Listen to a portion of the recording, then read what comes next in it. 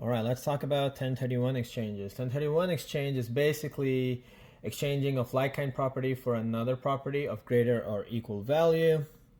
What happens in the regular exchange is the real estate investor sells the deed to the buyer in exchange for money, and whatever profit they made, they have to pay taxes to the IRS. Let's say they made $1 million in profit.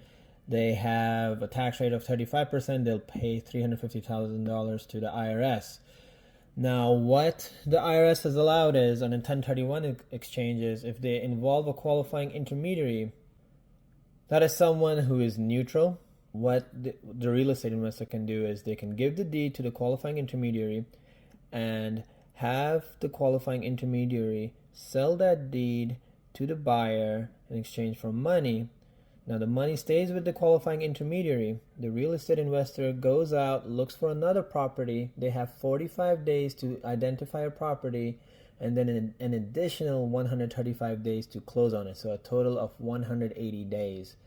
So once they find the property, they can instruct the qualifying intermediary to buy that property from the seller, and then the seller gives the deed back to the qualifying intermediary.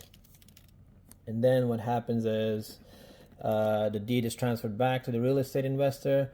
The real estate investor does not receive any cash in a 1031. It is only the transfer of deed, one deed for another, and that is what allows the real estate investor to defer their taxes. They are not realizing any capital gains on the sale of their properties.